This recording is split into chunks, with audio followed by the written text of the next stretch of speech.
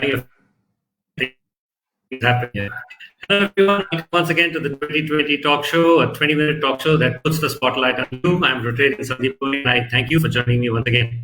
This is the seventh in our series, and I'd like to thank all of you who have watched the earlier 6 episodes. Those videos have reached over 45,000 people, and truly grateful for your support and encouragement.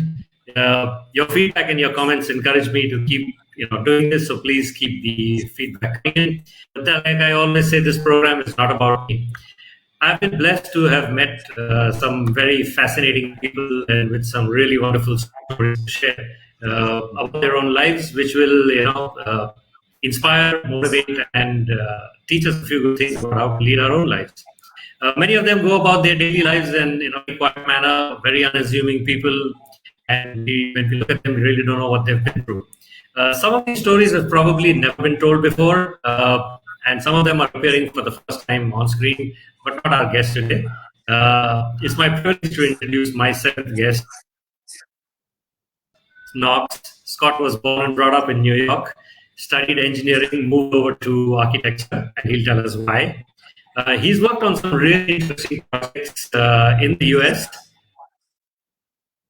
Europe as well. But fate had something else in store for him and a chance dinner India. And we will ask him how that happened. Please.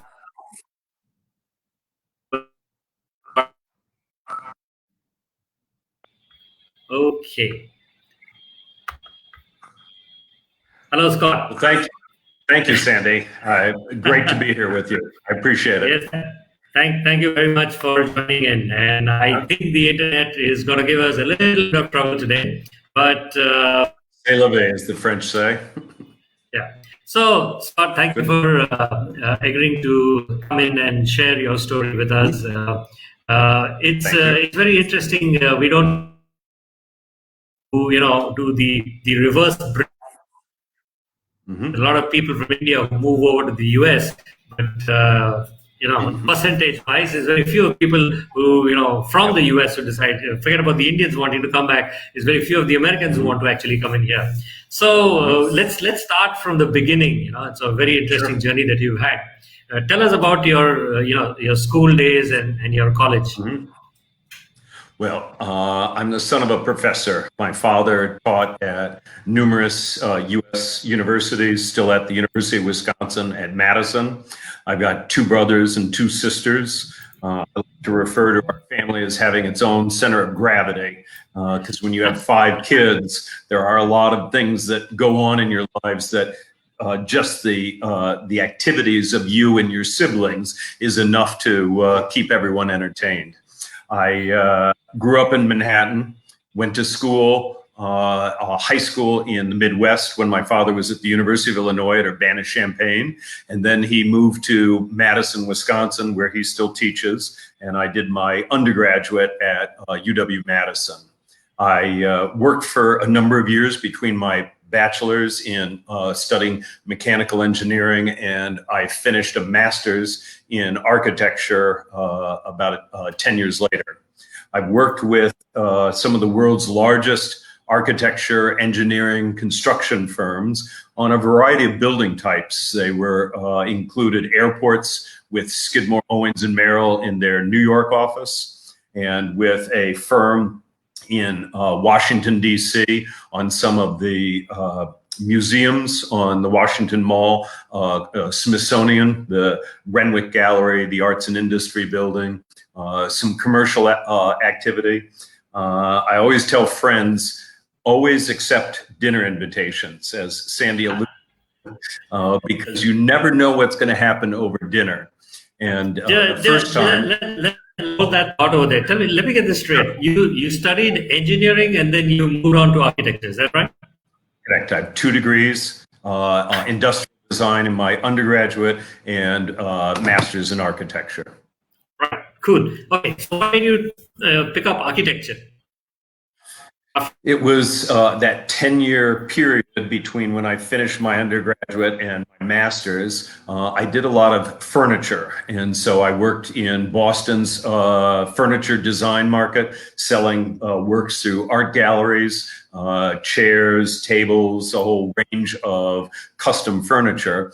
And I realized that most of the great furniture designers at Knoll, at Herman Miller, at other things, were architects that had applied their trade in furniture design. So I decided, go get my architect's degree and be able to get more opportunities with furniture. But as many people do, I got bitten by the bug while I was studying architecture, and buildings seemed to become the next level of interest. So tell us about the interesting dinners that you've been having. Well, the first one was in Madison. I was visiting with friends. Cornelia Schwangel was from a city called Lucerne in the German-speaking area. And during the dinner, I said, I plan to go to Europe, and I've made some contacts, but nothing's really firm and really fruitful to learn and exchange ideas with other furniture designers. And she said, well, I know some furniture makers in a small village outside Lucerne. Write a letter, I'll translate it, and we'll see what happens. And so this was the 1980s. So with snail mail, about a month later, I got a reply telling us when you'd like to come, how long you'd like to stay, we'll make arrangements. Wow. So basically, all I had to do was get to Europe, and I spent 4 months in a Swiss furniture design group, learning and exchanging the few ideas that I had at that point in furniture design. The second dinner was with a friend of mine, Christopher Hitchens, told me to look up Nick when I was in Athens because I was on vacation. And during that trip to Athens, I was having dinner with Nick and his girlfriend off the Acropolis in a neighborhood called Kolonaki. And during that dinner, I said, I'm an architect and I'm interested in Greek architecture. And they said, oh, really? And I said, Nick's girlfriend's sister, Katerina Parasi, was one of the architects working on the reconstruction of the Parthenon. And that 2,500-year-old temple was sort of the telos of my trip to Greece, the sort of final destination I planned to visit. And so the following day, I met Katerina. She gave me a tour of the Parthenon, and that led to a 2-year work with the reconstruction team, Dr. Kores, Katerina, Kostas Zambas, the chief engineer, on the reconstruction of the Parthenon. So fast forward a few years later, I had finished 10 years working in the semiconductor industry, designing some of the world's most advanced nanotechnology R&D facilities for Albany Nanotech and with Global Foundries in upstate New York. And I went to MIT, had dinner with a friend, Bruce, and during the another dinner, Sunil joined us, and over the course of dinner, we were talking, and he said, oh, you've done airports and you've done chip fabs. Oh, great. You can design housing in India. And I said, oh, really? What would I do that for? He said, oh, for Kumbh Mela. And I said, what's a Kumbh Mela? And so that led to a 2-week sort of crunch time between when I had dinner and when I formally accepted this invitation to come with the MIT IIT Bombay team to host an event in Nashik in 2015. And so I came for this event, stayed for Kumbh, and have been working in India ever since. So tell me, you went to the Kumbh. The idea was for what? To set up temporary housing? What were you intimidated by the fact that, when you came first to India, was it what you expected? Well, my father had traveled to India. Many of his graduate students are Indian master's doctorates working at the Ministry of Education. And so he had spent months in India as was a base to travel to Pakistan and all the countries in Southeast Asia. My brother had grown up in as a Rotarian. I thought you'd appreciate that. And Yes. the Rotary connection was in Gujarat. And so my brother spent a year in Gujarat between Ahmedabad and Vadodara, doing his junior year in high school here in India. And he sent me a postcard.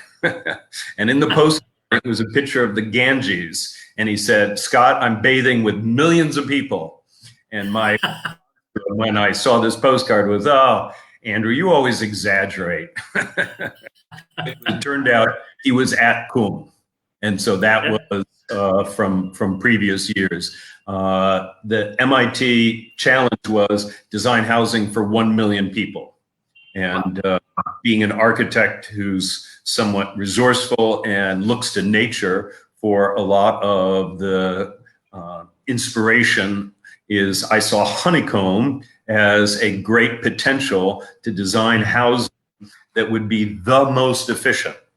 So bees have spent millions of years perfecting the ability in a very small space, the maximum amount of area with the least amount of materials. And the challenge for people, the sadhu and villagers who follow them, was to figure out how to design that. And so I stayed for Kumbh, and Nashik's Kumbh was an event unlike any other in my life. I've done the running of the bulls in Pamplona, and I've done New Year's Eve in Times Square and other big events for 4th of July with hundreds of thousands of people, but never had I imagined that over 6 weeks, 10 million pilgrims would trek from all over India and would come to one city for Shayasnan, for puja, for the other events of Kumbh.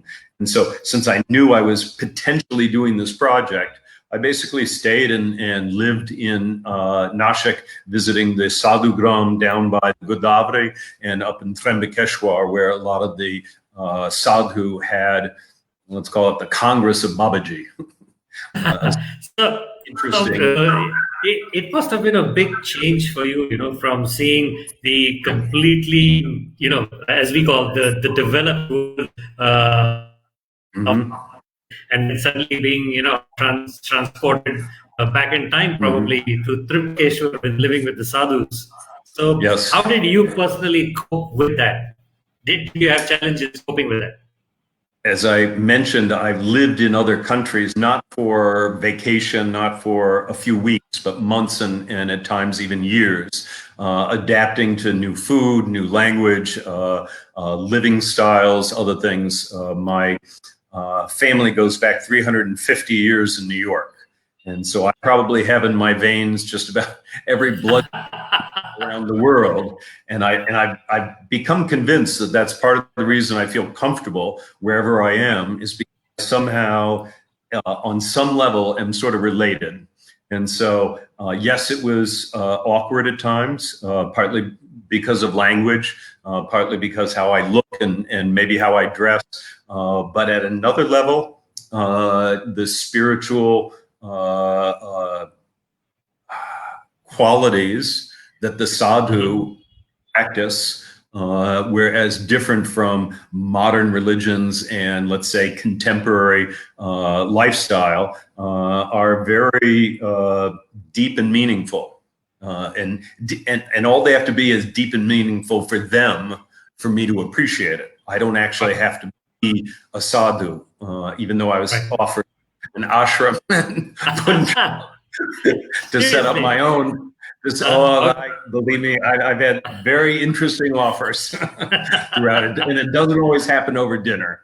So, but sitting under a banyan tree with the sadhu, smoking chillum as their tradition of Kumbh and of their mystical beliefs, I came to appreciate there's just a lot of thing. And I was also wearing my architect's hat because my belief at the time was at some Kumbh in the future, Honeycomb Village would be there. So I was actively to them about what if, rather than the cowsheds that they typically set up at Qum, you had these, and I had photographs and pictures and drawings of what Honeycomb Village would look like. And the response was equally them to me as it was me to them. Wow. And so they accepted what came to Qum to offer them as much as they accepted, as I had accepted them. I heard a great saying once that I've often thought of: when you don't understand something, accept it as true, and then imagine what it might be true of. Oh, wow. That's very deep. Yeah. It gets beyond our crap detectors that we have in our lives, being skeptical and the fact that we all have biases. So I have a bias that comes from reading the New York Times and various other sources. And so if you do that with any new idea, you can first understand what the idea and what someone may be asking or saying on a much more direct level. And then beyond that, you can be critical, have that critical inquiry to understand what it might be true of for them and what it might be true of for you. And that's part of how I practice as an architect. So, Scott, what we also like to do, a lot of our, the audience, about the honeycomb concept of this low cost. Yep. To some video, something, you could put that or send it to me. I will paste it below this video so that the viewers would love to learn more about what this great concept is. Tell me, while you've been here, you've been up to a lot of other stuff also, besides sharing Chilam with the sadhus, okay, and talking about engineering and architecture. You've done a whole lot of other interesting stuff, and tell us something about that. When you walk around Mumbai with a face that looks like mine, there are plenty of people in Bollywood that would like to wrangle you into their independent film, their commercial, their other things. And so I've been fortunate, blessed really, to have opportunities to work here in Bollywood. It started off with just a group of friends that were at Empire Studios doing voices of things of people on screen. It led to a role in Crime Patrol, which at the time I had no idea what Crime Patrol was. And I played Victor, the Canadian bar owner of the Paragon, in the Jessica Lau story of the murder in Delhi. Right. And I'd been in India for 2.5 years at that point, maybe 3 years. Spoken at events in Bangalore and Delhi and Lucknow and all over India. And when that episode aired, 300 people contacted me on WhatsApp, Facebook, on Twitter. It lit up. Celebrity. That's the reason people do television. And a show like Crime Patrol has just an amazing following. I never imagined how many people would be engaged with that one. While shooting that one day in Andheri East at a studio, someone handed their phone to me and said, "Scott, talk to my agent." And they said they were shooting a film in Rajasthan. Could I leave next week to go to Jaipur? And I sort of said, "Sure, why not?" With me. And it turns out it was Kangana Ranaut's film Manakanika, Queen of Jhansi.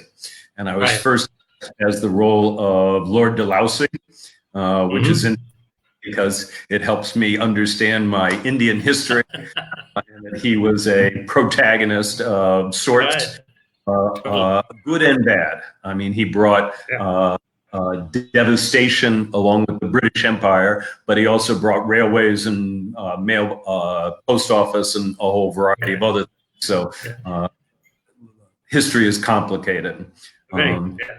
Interesting is the last film I shot was a history film for the Indian Navy, and I played a priest that married the British king to the Portuguese queen. All right. So interesting. role basically started the sale of Mumbai and started the British rule. And That's when correct. that was at the very end of that. So I had these two roles. I had basically bookend the history of at least Wonderful. Mumbai, maybe more. Yeah. So Scott, so you're here now in India, and if I may ask you, what are your plans? How long do you plan to be here? And have you given it any thought to begin with? Yeah. Throughout my life and my career, I've never really said, okay, I'm gonna work in Athens for 2 years, or I'm gonna stay at this firm, SOM, for X number of years, or I want to retire with that. What always gets me is the sense of doing something that's really a challenge, not only a challenge for me, but the people around me, because these problems are really intractable. Airports that I was working on, Varanasi, Bhubaneswar, Rajkot airports here in India, is they were at capacity. They were building these 100 airports to quickly raise the capacity. And there are opportunities like Elon Musk and other innovators around the world to look at these problems and come up with a real solution, not just a Band-Aid on top of a Band-Aid on top of a Band-Aid of just trying to make do with what we have. And what SOM did with CST2 is a good example. They built a bright, shining airport that throughout its life has been an amazing asset to Mumbai. With COVID, I, like everyone else, was caught in the lockdown and other things, and I sort of said, "Well, I'm not going to be just." And hang on, let me tell the audience, Sure. You were down with COVID too. Yes. And you're out of it now. You're recovered. Yep. So this was in Rajkot, right?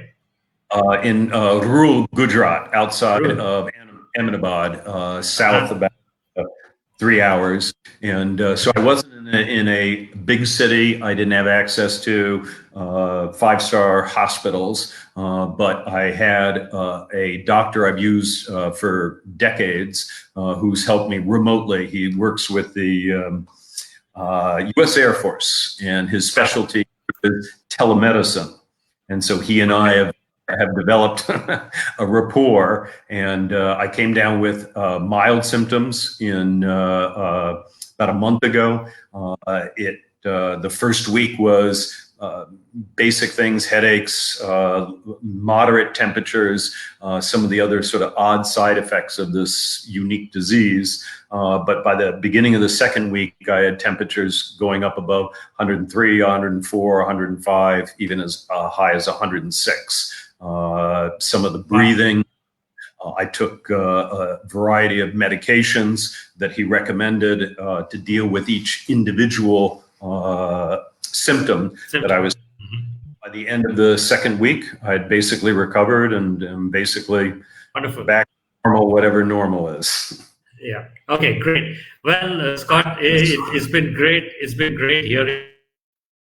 Good. I know you have to actually go now for another test for your on-screen shows. Yep. So thank you very much for sharing your story with us. All the best for your venture here, and please do send us the link, because I will put it just below the video, and so that, our viewers will learn more about it. And to all of those who are watching, thank you very much for joining us on the program. Please do share this video and like the page, so that you will get to know about the other interesting people that we will be talking about and bringing on the show. And Scott, once again, thank you very much, and I wish you all the best for all your ventures. And thank you, Sandy. It was a great opportunity. I appreciate talking with you and connecting with your audience. Thank you. Thank you very much. Just stay online, and I will just end the broadcast right now.